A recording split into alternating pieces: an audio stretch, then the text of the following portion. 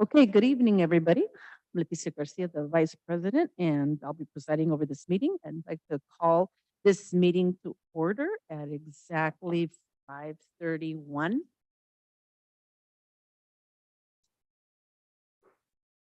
And I'm going to go like this, right? Okay. Okay, I'm going to go on to item 1B, roll call. Mr. Ocampo, Board Clerk, would you please call for the roll? Oh, yes, señor Mercado, Present. señor Jimenez, oh, not present, señora Garcia, Here. and I'm here. Thank you. That's it? Okay. Yes, so we have two people absent, Ms. Ilpas Barrera and Mr. Jimenez. Okay, item 1C, the Pledge of Allegiance. And we're very grateful to have Marley Election here, a sixth grader from Steinbeck School that will be leading us in the Pledge of Allegiance.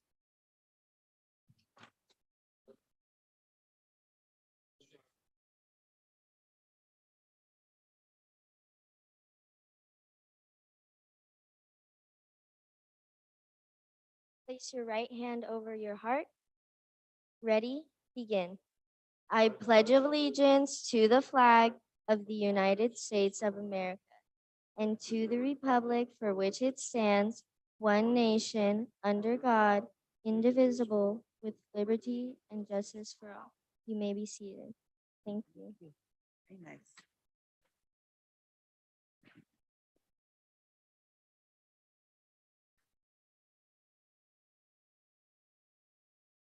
Thank you, Marley Election, for being here this evening with us. Okay, we're going to go on to item 1D, Spotlight. This is an opportunity to feature up to 3-minute presentation, of positive things that are taking place throughout the district. Mr. Koenig, do we have any spotlights this evening? Yes, Ms. Garcia, at this time, I'd like to introduce Ms. Claudia Melendez, who will announce 2 spotlights.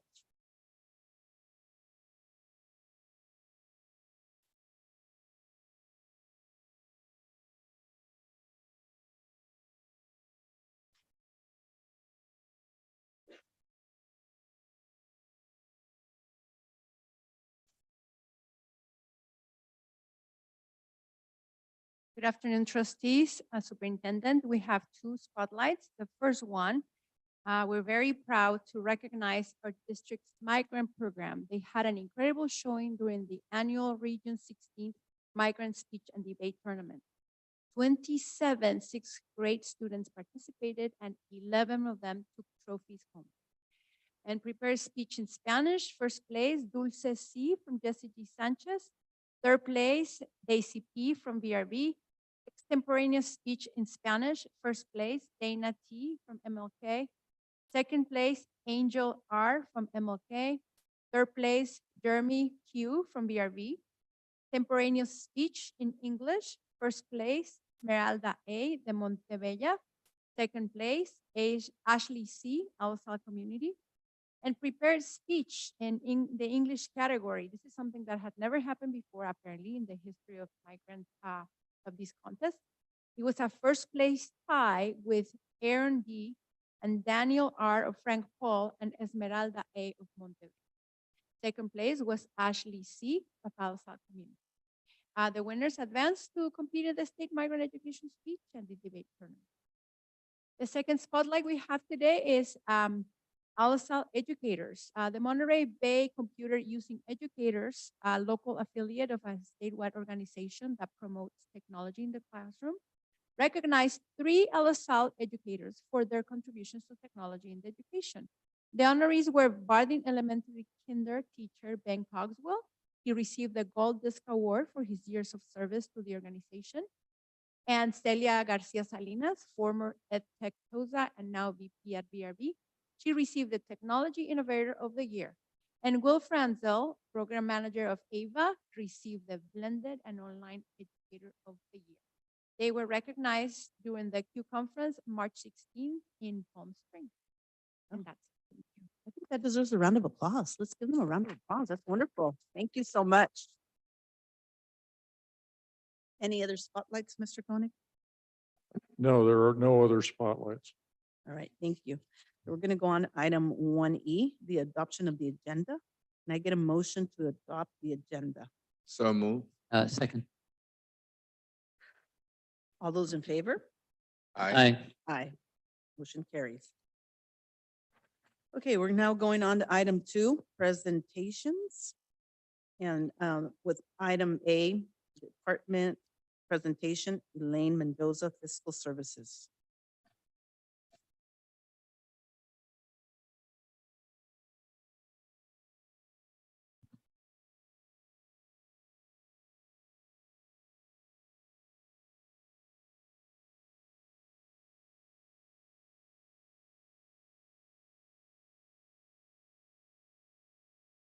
Good evening. Can you hear me okay? Good evening, board members, Mr. Koenig, cabinet members, and community. My name is Elaine Mendoza, and I am the Director of Fiscal Services. I'm honored today to present to you highlights of the different functions of the Fiscal Services Department. Fiscal Services is responsible for accounting and budget development of all school district funds, coordination of the financial system, management of federal and state programs, required program reports, accounts payable, accounts receivable, payroll, student body funds, facilities, and student attendance.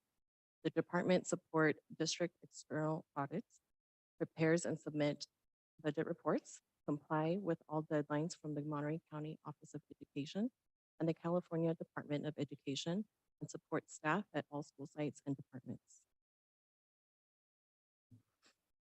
The following is the department organization chart. In the department, there are different roles.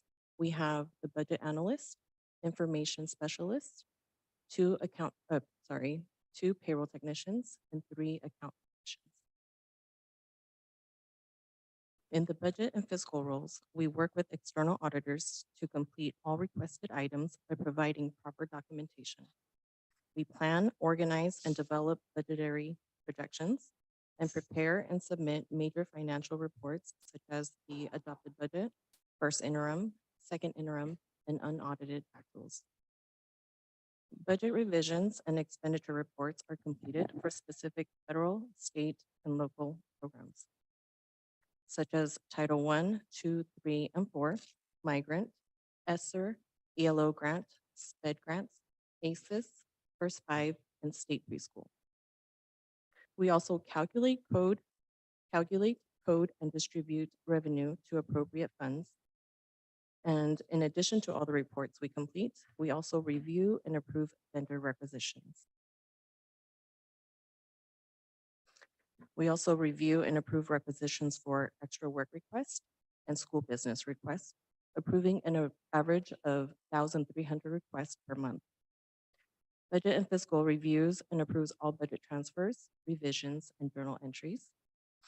The budget analyst reviews student body account site deposits and process check requests, as well as process revolving check account requests and deposits to reimburse the account. Next, we have attendance. The information specialist maintains the student information system and submits enrollment and attendance reports. The reports consist of Fall 1, P1, Fall 2, P2, P annual, and end of year. Following, we have payroll. Payroll processes end of month payroll, which is regular monthly pay for permanent positions, and supplemental payroll, which consists of pay for extra work, overtime, substitutes, and stipends. As of February 2023, payroll process pay for 458 certificated permanent employees, 462 classified permanent employees, about 650 certificated and classified substitutes, processing a total of 1,850 supplemental pay actions per month. The payroll technicians process payroll deductions, direct deposits, and W-2s. They also manage health and welfare benefits and deductions for employees and retirees, such as life insurance, disability, flex spending, and dependent care.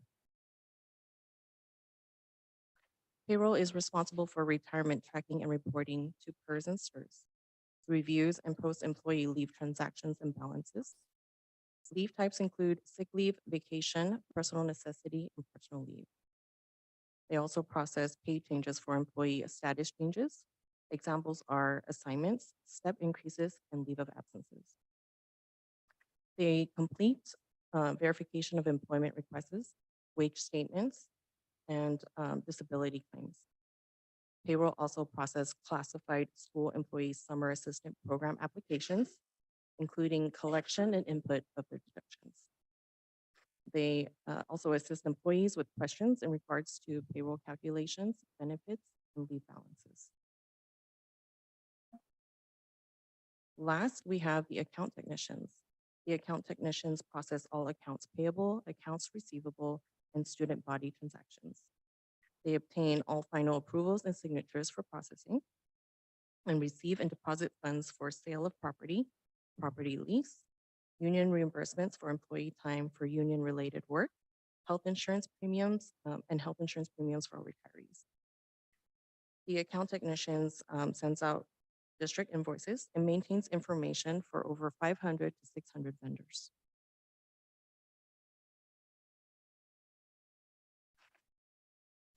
Currently, we have about 1,270 invoice payments processed per month. The account technicians process, obtain approvals, and verify documentation for all reimbursements for expense and mileage reimbursement, reimbursement of supplies, and out-of-district requests. They collect and verify ASD funds for deposit and maintain all facilities project-related documents, such as construction projects and contracts. The account technicians collect and process developer fees, prepare annual developer fee reports, process class size stipends for payments, and process publications for local newspapers for bid notices and public hearings. This concludes my presentation of the Fiscal Services Department. Thank you for the opportunity to highlight this amazing department. And I really enjoy working with the team. I'll leave it for any questions or comments. You have any questions, board members? Questions? Oh, Yes. just thank you for being here. It was very informative. We know who to go to when we need something. Thank you. Do with payroll. Thank you so much.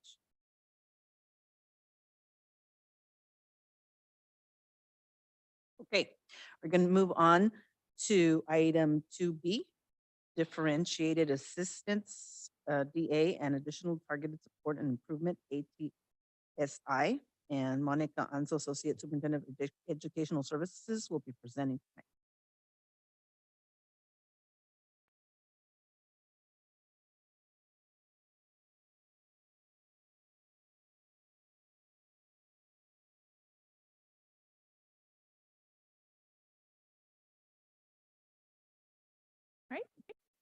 Good afternoon, Vice President Garcia, Superintendent Koenig, board members, community.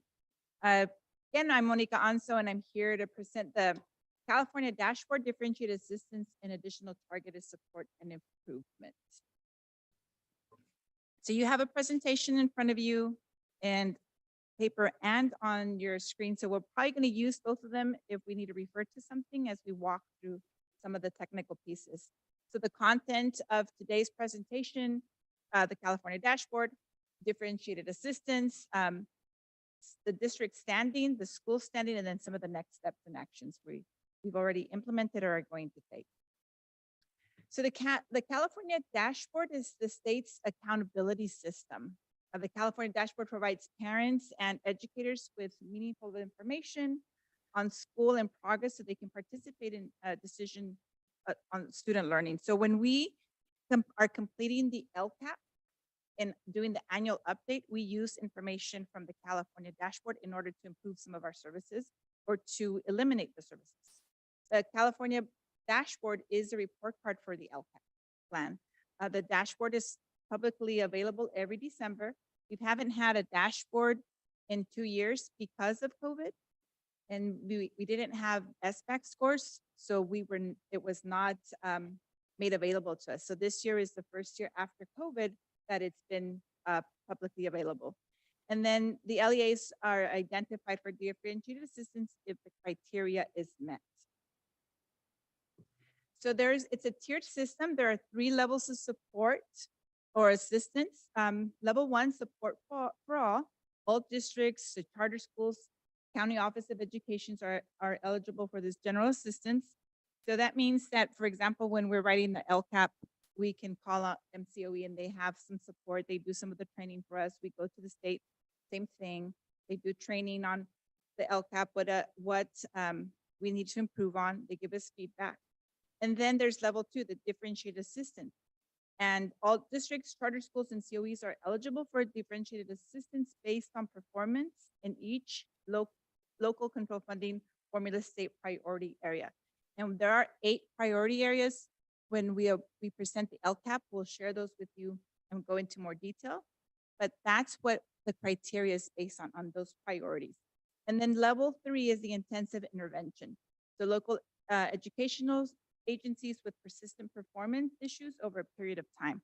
So if we're not showing that growth.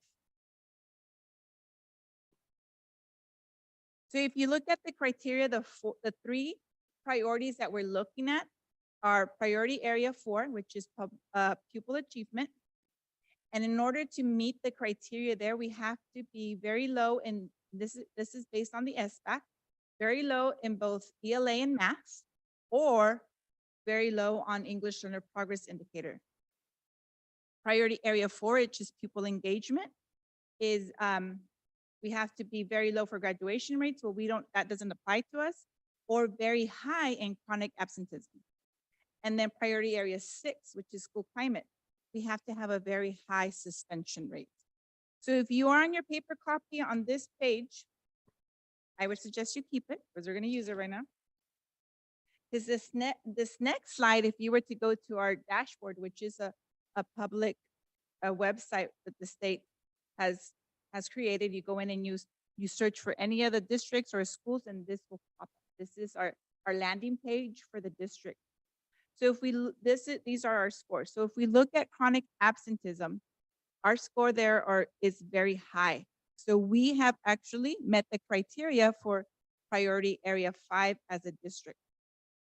For suspension rate, it's very low. So we haven't met the criteria there.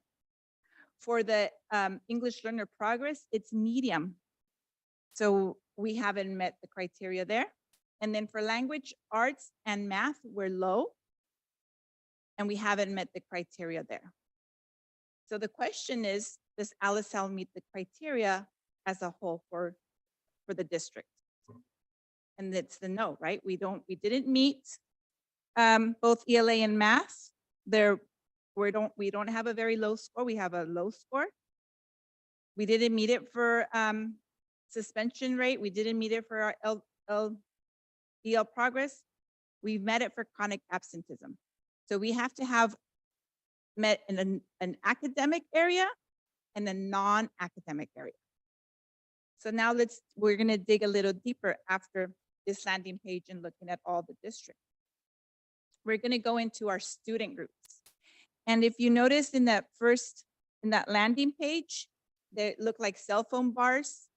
And the more bars you have, the darker the color, the purple, and the less it's lighter. So if you were to look across all our student groups, in the first row there on all students is what I just showed you on that landing page. And the only dark area is the chronic absenteeism. So we didn't meet it there. If you were to look down that priority 5, the chronic absenteeism, that whole bar is dark purple, because across the district, all our student groups have high chronic absenteeism.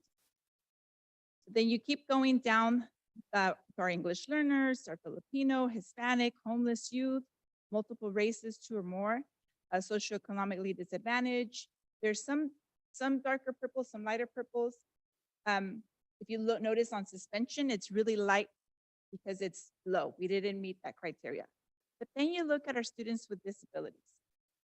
In ELA, it's very dark purple in math, the dark purple in chronic absenteeism.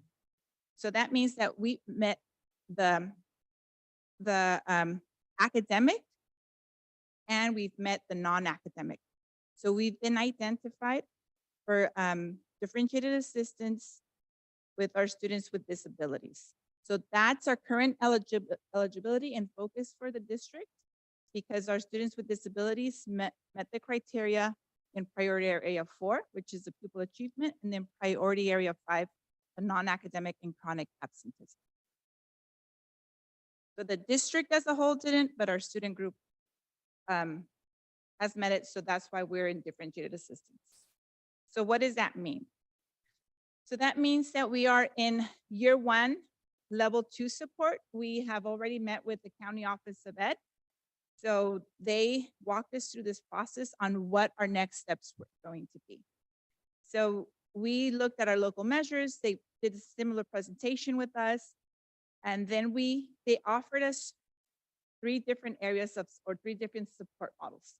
And we actually went with one of the models where they recommended for us was the chronic absenteeism model, to participate in a project based on the chronic absenteeism. And so we have a team about 15 members that are attending. Today was the 3rd workshop. We're also going to have empathy interviews with the groups that are chronically absent, the student groups that are chronically absent, parents of students that are chronically absent, and then our staff that works with students that are chronically absent or even are working with the system. So our team is made up of administrators, and then people, I think from the fiscal department, we have Rocio, who does the attendance report. She's attending. And then we also reached out to the union. So we reached out to CSEA, we reached out to ATA, and had them send their members as well. So our team was made up using the ALMA, the labor management model, so that we had all the voices at the table. So then the county shared this table with us so that we know how far away we are from exiting differentiated assistance. So they gave us, this is your current reality, this is the target, and then what the changes needed. So in that first priority area that you see there for ELA, our current status, that -123, means the distance from 3. So in order to have met standards on the SBAC, you have to have a 3 or a 4. So that's the 3, the distance from 3, that means that our students with disability are about 123 points away from meeting standard. In order to hit the target, we have to have a change of three additional points. In math, it's a little, we're farther away, a -146, but it's also a net change of 3 points. We have to get to a -143. And then you look at our chronic absenteeism, it's 42%, that we need to get to 41.5. It'll be just a half point that we have to go. So it's just, they're right there, right? And this is what they gave us as a target, and we have to, next year, when we report again in December, then we're not looking just at our status, but we're going to look at our growth as well. If we meet these goals and we grow, then we will exit differentiated assistance. So then the next piece, that concludes the information on differentiated assistance. So now you know that we are in differentiated assistance with, and we'll be working with our students with disabilities and with all our students, but we'll have that focus. Now we go to the school that's eligible for assistance. So this is the federal accountability. The federal government requires under ESSA that we identify the schools and then the student groups within the school. And they have two different categories of assistance. That's the comprehensive support and improvement, or CSI, and schools with all indicators at the lowest level, and then additional targeted support and improvement, ATSI. That's based on student group performance, and schools with 1 or more student groups meeting low performing criteria. So what is ATSI? ATSI is, it's an ESSA designation given to schools that need additional support for their student groups.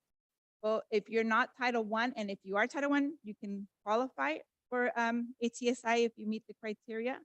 And schools can only be eligible for one type of support, either your CSI or your ATSI. And then there is no funding available for ATSI. So this is how our schools stand. So are any LSL schools in ATSI or CSI? And since if we would have had a very high suspension rate, that would have got us into CSI, because then all our indicators would have been, we would have had student groups in all indicators that are very low. But because we don't have that, we qualify for ATSI, because we have, all our schools have at least one group that is considered a low performing. And those are students with disability. But if you look at each school, you can see, and I've only left the category of student groups that we have at least one school in. And then you can see at the end that the total of groups that each school has. Okay.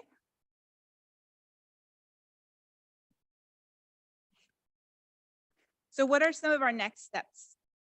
So for those schools that have met ATSI, they have to make sure that this is included in their SIPSA. So when they're having the discussions with their educational partners and they're getting that feedback, they need to make sure that this is reflected in their SIPSA on how they're going to support the student groups. And then those plans need to be approved before the first day of 2023-24. And then in general, their next steps for DA and for, and just to review some of the ATSI next steps is, as mentioned before, AUSD is participating already with a continuous support model through the Monterey County Office of Education. We're focused on the chronic absenteeism. We're actually hiring, and it's, if approved tonight, additional support staff for our special education classrooms to work with instruction in each classroom. Or we have 26 SDC classrooms, so we want to hire the coaches so that they go and work directly with the teachers and the instruction and in those coaching cycles. Then the third bullet is there, the site leaders must collaborate with their educational partners. Again, it's the SIPSAs that have to be created and implemented. And then we are actually in the process of creating and implementing a support plan for our lowest performing school based on the ESSA criteria, so the ATSI. Thank you. So any questions? Any questions?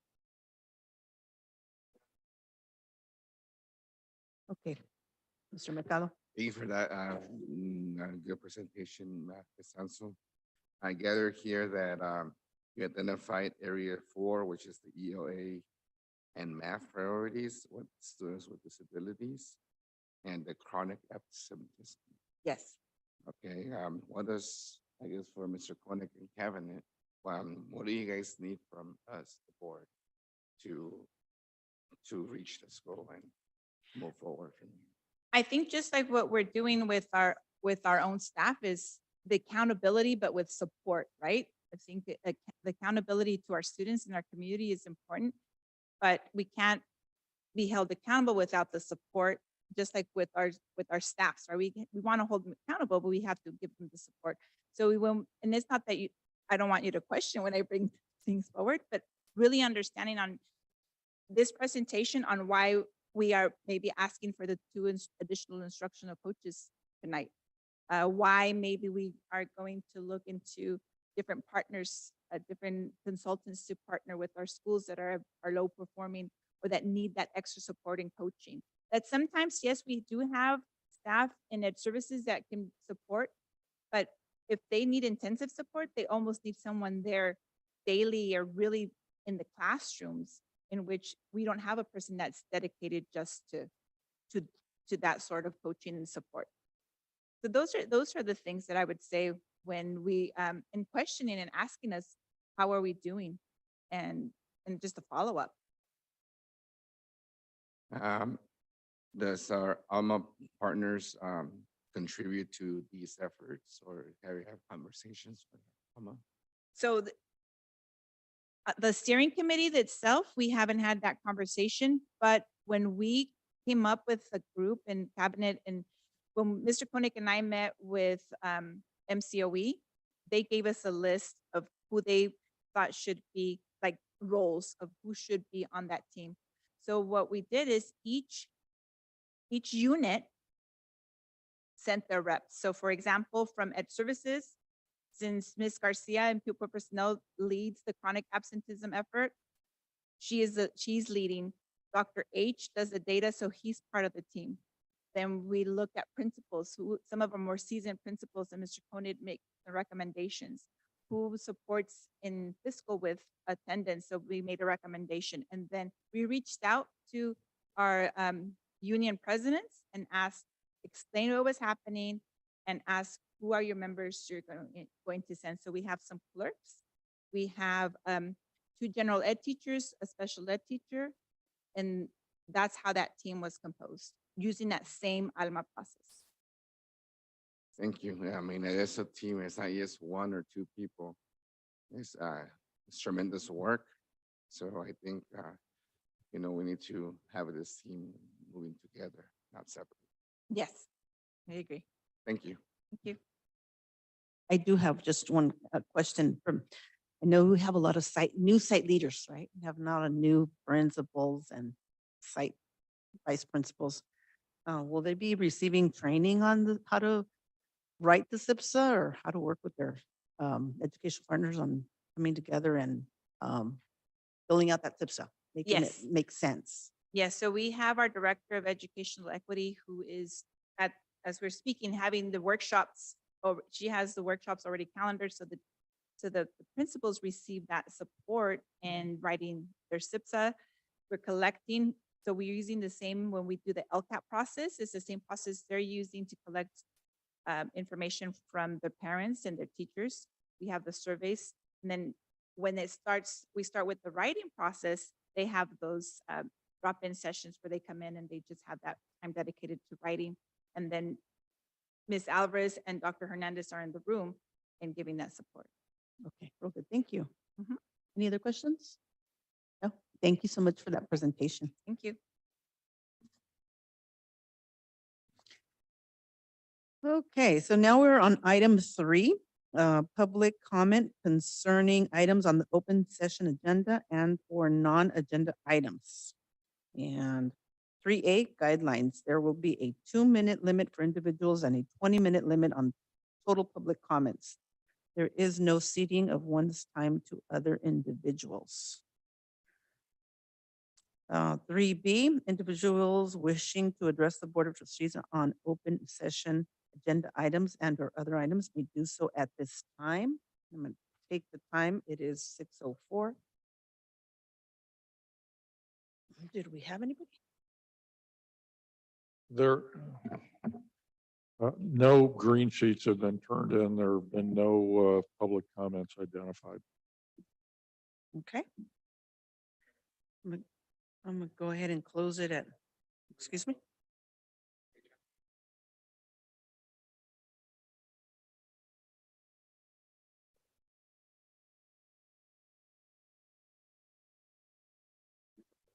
Yeah, are you wishing to address the board? Did you fill out your form? Are you ready to address us?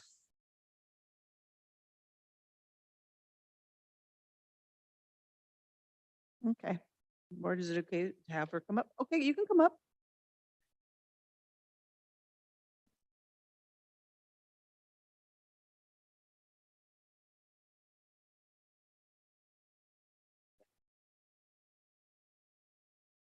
So, good evening, Superintendent, board members, cabinet members, and everyone present. I would like to introduce myself. My name is Nerly Contreras. I am a parent of a child at Creekside Elementary, who is currently in the dual immersion program. Let me first start off by telling you what a great program this has been for my child. As a first generation parent, our goal and mission is to keep our roots, our love and, keep our roots, our love and culture, and show our culture to our children. As first generation parents, we grew up with Spanish as our first language and gradually transitioning into the English language. we did so with bilingual classes. This was and has been a tremendous asset for us as we can now speak, read, and write in both languages. For our children, they are growing up in a bilingual household where their first language will no longer be Spanish, and they learn it based on the effort that we as parents enlist in them. The dual immersion program has been a blessing to my child and those in the program. They are learning to master a skill that is essential, especially in this community, the ability to read, write, and speak in a different language. The close-knit connections they have established with their classmates and teachers has been instrumental in the confidence and success, and they are truly like a family. I stand before you today to request that the district keep the program at our school. The children have faced many, many challenges these past couple of years. Removing the program from our campus would not only affect our children academically, but also socially and emotionally. We request that the district look at this matter more thoroughly and communicate with the parents and staff of Creekside to come to a solution to keep the dual immersion program at our school. I thank you for your time. Do we have one more? Okay, sorry, I didn't get your name. So when you come to the podium, just state your name for us. Thank you. Hi, my name is Andrea Castro. I too am a parent of a student over at Creekside Elementary School. To reiterate what Nerly was talking about is the dual immersion program at the school. So developing fluent bilingualism gives children a variety of cultural, economic, cognitive, and psychosocial advantages, which are not only useful for learning a second language, they are essential to a student's education as a whole, as well as their future careers. As parents, we signed an agreement stating that we would commit to the program throughout their elementary school years. But now that the school, the district is threatening us once again with removing the program and placing our children in all English classes at the school site, which is not meeting their end of the bargain. This school year, our dual immersion program was changed to a one-way, which is pretty much the same thing, but with a different name. The district tells us that they will run the program on an as-needed basis, but I don't believe that they're doing their part to recruit. I don't see any advertising or promotional information on their outdated website or dual language options on their online registration. And if there are, they're very, very hard to find. Even district staff are just barely learning that they had this program available at that school. To me, it is offensive and a disgrace being LaSalle district being an overwhelmingly Hispanic demographic district. I don't understand how the district can tell us that there is no need when I don't see it offered in the community. Every time I've called the district office, I feel belittled. Our only option is to send our students over to Montebella on the other side of town. And it's a lot more feasible for myself to send my child to a school at the Salinas City Elementary School District, who have 6 dual immersion schools. With both options are out of our boundary zone. We moved specifically to that area for that reason. I have spoken to many family, friends, colleagues who didn't even know that Creekside had this program. And they themselves are exceeding, their schools are exceeding the registration and enrollment. I ask you, the board, to look into this matter. It is causing a burden on us. Thank you. Okay. Thank you. Do we have anybody else? No? Okay. Thank you. I'm going to close public comment at 6:10.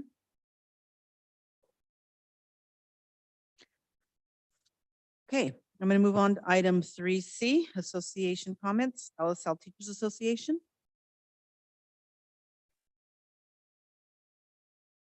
No comment? Okay, thank you. How about California School Employees Association, Chapter 577? Yes. Good evening. Good evening, board members, superintendent, cabinet. Solange K. Quinoy, CSEA chapter president. Tonight, I would like to address the following issue: communication. This morning, I learned that the district will not receive the federal funds for the first 5. It is unfortunate that we were not informed about that, since we have classified staff working under this program, and CSA should have the conversation with the district to discuss the effect in the employment of the classified staff. CSA in its chapter 577 demands negotiation on the effects in the employment of the classified staff because of lack of funds in the first 5 programs. And I also want to mention one positive thing. This school year was the first year that the district engaged HEA and CSA, the leadership, before they sent the LCAP survey to the staff, and I think that is very positive. And also after that, we are having meetings to go through the response, and I think that is very positive. And Ms. Anzo, she mentioned about the communication applying ALMA on the chronic absenteeism training, and that I think I want to say thank you. And but I think there's more issues that we can work collaborative with the district to how to implement programs, because I think there's many classified staff that they're so overwhelmed with. I understand the district have money to bring programs, but we should have a discussion how to implement things, because there is just so many programs and there's no communication. We just need to keep it doing, adding more on the workload. So I think we should, because we have ALMA and for a long time we didn't have a meeting, I think we should get together and talk about other programs. And for next year, I think there is going to be a forest school program. We didn't have any discussion about that, how that will impact the workload of the classified. So I just want to bring that to your attention. Thank you. Thank you. United Substitute Teachers Union. Anybody here from the United Teachers Substitute Union? Okay, thank you. Okay, I'm going to move on to item 4, board member superintendent reports. I'm going to start off with Mr. Koenig. Do you have anything to report? Yes, I'd like to report that last week was the spring recess for the district. We had the spring break that lasted all week. And during that spring break, our extended learning program conducted an intersession, and we had almost 500 students between the extended learning program and the migrant MESA program. That if you visited the schools last week, you saw kids really having a good time. They were dancing, they were doing physical activity, they were conducting art classes in classrooms, and it was just a spectacular program. And it was one of our expanded learning programs. So it lasted from 8:15 in the morning until 4:45 in the afternoon. And the kids were just as happy at the end of the day as they were at the beginning of the day. It was a success. Big kudos to Rosa Carranza, who is the one she's the program manager in the Ed Services Division, who put together the program. And this was done as part of it was just a fantastic program. So thank you very much for all the support we got on that. And we're looking forward to doing our next program. Board members, any spotlights? Okay, go ahead, Mr. Ocampo. Yeah, I just wanted to say that I attended the CABE conference at Long Beach in March, and I attended a conference on dual language emergence. And having said that, I can, say that I am a strong supporter of dual language emergence. I really can't speak to the Creekside issue because I don't know the details. I don't know what's going on there. But I'm going to find out and see if anything can be done with that. And I'm not making promises. I'm just saying I'm going to, find out and see what the deal is, what's going on there. At the workshop that I went to, there was a strong focus on what's it called? It's called the, wrong notes there. Oh, the California State Seal of Biliteracy. There was a lot of discussion concerning the state seal of biliteracy. Now, our students who are in dual emergence or in one-way emergence, I'm sure that one of the goals is for them to receive this seal of biliteracy. Now, it's understood that it's not given until the young man or the young woman graduates from high school, and so the goal is that they graduate with both a high school diploma and also with the state seal of biliteracy. But I think that at the elementary level, we can do a lot to encourage our students to achieve that seal of biliteracy. And one of the things that we can do is that we can give achievement awards to students based upon agreed upon benchmarks. If they meet certain criteria, they can receive an achievement. And it's actually an official achievement that's given by the state of California in coordination with the local LEA. LEA, I think that's how you say it, which is us. We're the local LEA. And also at the workshop that I attended, Martin Gutierrez was there, and he's our principal from Barton Elementary School. And as you know, Barton has a one-way immersions program. And he was interested in this idea of giving achievement awards to students in his dual immersions program. And so he indicated that he was going to look into it, possibly contact the Department of Education and see what could be done to do that. It was just a brief conversation that he and I had.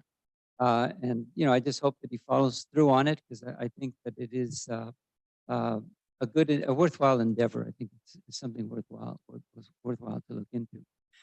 So that basically is my report. Thank you. Thank you, Mr. Ocampo. Mr. Jimenez? No comment today. Okay, and so I too attended the CABE conference, and I am a huge supporter of bilingual ed. And so I reiterate Mr. Ocampo said we'll try to figure out what happened with the Creekside program, and we'll direct our superintendent to get back to you guys, okay? All right, so we're gonna move on to item number 5, consent agenda. And so I'm looking at a motion to approve the consent At agenda. this point, Vice President, I'd recommend that we pull item 5B. And I recommend that the motion be to approve the consent agreement or consent agenda without item 5B. Okay, thank you. So need a motion to approve consent agenda with the removal of item 5B. Do I have a motion? I guess my only question is why we're pulling it. Okay. We're pulling it because, go ahead, Mr. Koenig. The item 5B was incorrectly installed on the consent agenda was not in the electronic agenda that was available to the public from Friday to today. It was put on in the board docs program under administrative content, which is not available to the public. So we will put it back on the agenda exactly as it is now and visible to the public on the next board agenda, and it will be reconsidered and hopefully approved. So move. Okay, I'll second. all in favor? I do have, Oh, okay, sorry. Comments or questions? yes, thank you. Oh, yeah. So I'm looking at item K, Is it E? no, yes, I have several. That's actually one of them. I want to go back to K, the agreement for Emperor and Flooring, Barney and Sanchez Elementary Schools. Did this project go through a competitive bid process? I'll refer that question to Mr. Abbasi. We did not go through the bidding process, so we did request the quotes. And we requested the best RFP process, and we chose this company. And what was the determining factor for choosing this company? Previous experience. And for actually more clarification, I'm going to ask Mr. Enzo, he's sitting in the back, and he was very instrumental in picking this company.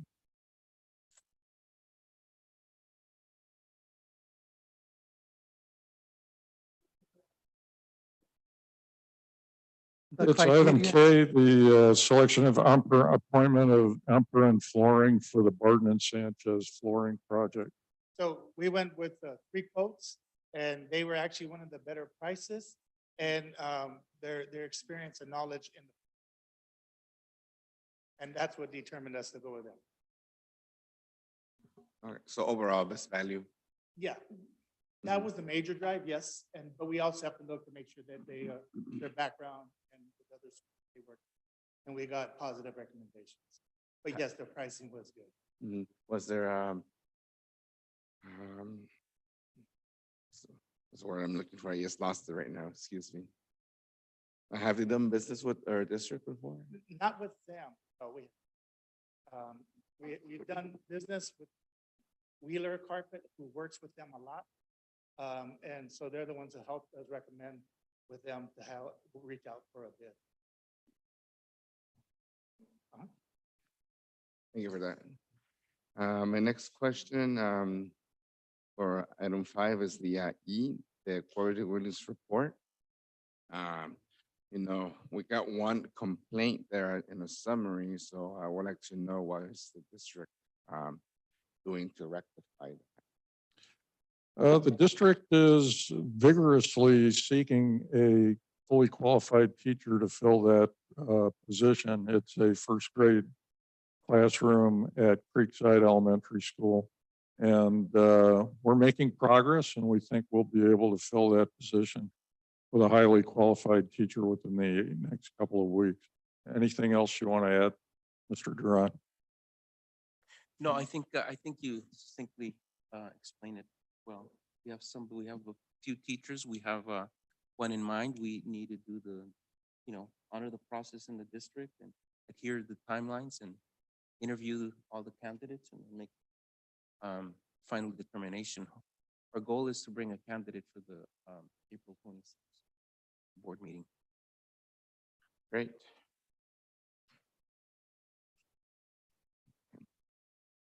Anything else? Any more comments or questions? No? Okay, so I'm going to call for the vote. All those in favor? Aye. Aye. Aye. Motion carries. Okay, we're going to go on to item 6, human resources. And A, action, declaration of need for fully qualified educators for the 2023-2024 school year. I'll make the motion. Can I get a motion? Second. Thank you. Any comments or questions? No? Okay, I'm going to call for the vote. All those in favor? Aye. Aye. Motion carries. 6B, action, request for new positions, instructional coach, 2 full-time employees. I need a motion. So move. I'll second. Second, comments or questions? None? I'll call for the motion. All those in favor? Aye. Aye. Aye. Motion carries. Item 6C, action, revised job description, instructional coach, reading first to early literacy instructional coach. I need a motion, So move. Second. comments or questions? None? Call for the vote. All those in favor? Aye. Aye. Motion carries. Item 6D, action, request for new positions, early literacy instructional coach, 8 full-time employee positions. Call for motion. So move. Oh, Which one of you? So moved. second. Thank you. Comments or questions? Also, nice grant, also a little over 4 million. Oh. Yeah. Oh,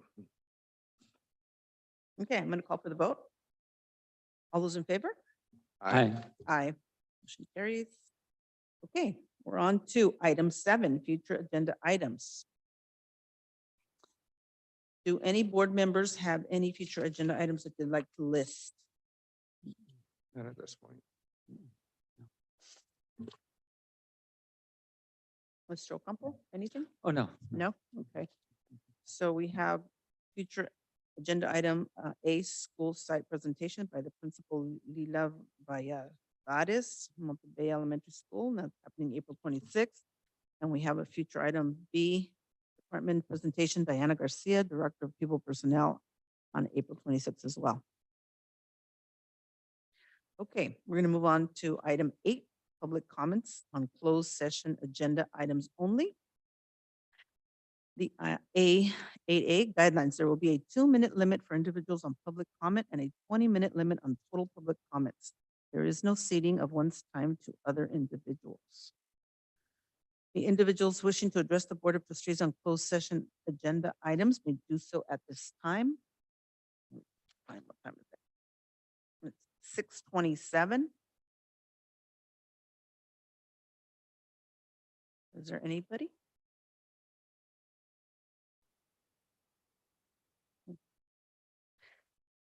Okay, I'm going to close it at 6:28.